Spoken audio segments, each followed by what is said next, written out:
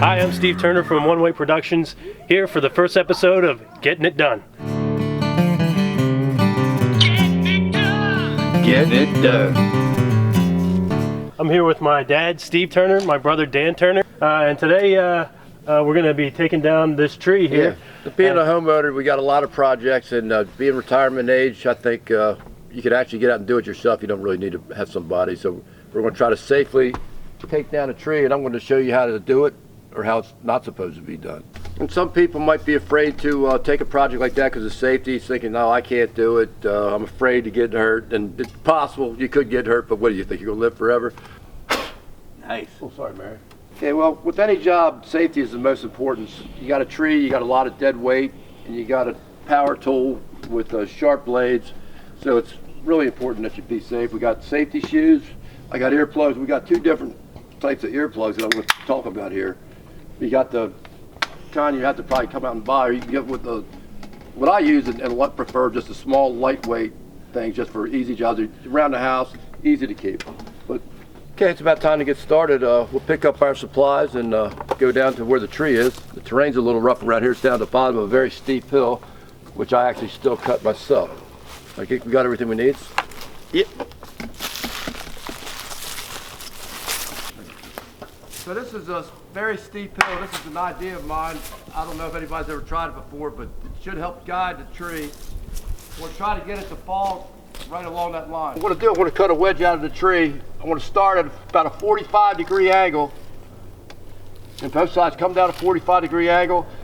And you go about a third of the way into the tree, which would probably be about this far. The diameter on this tree is not that big, so it should be fairly easy. But 45-degree angle.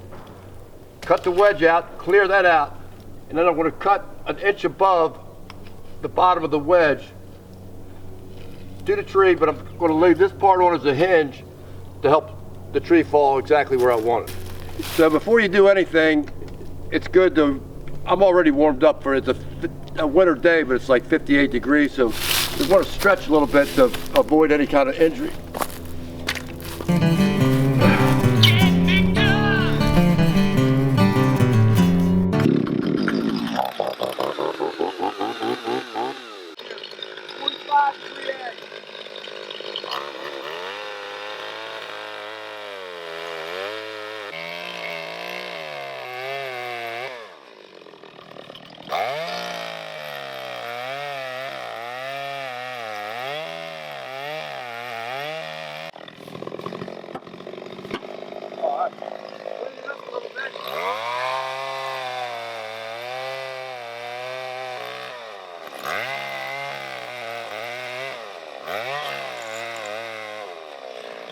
When the tree goes, we want to have at least 15 feet behind us so we can get out of the way quickly, and we got a safe enough area right here to do that.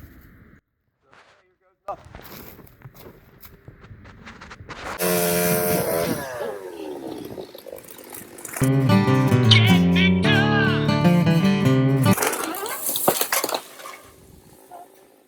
That was exactly what he wanted.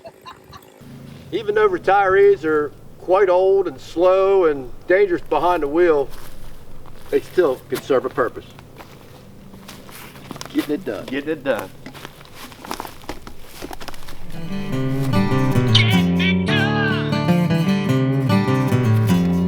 Now I can wrap that strap up and take it back to Walmart.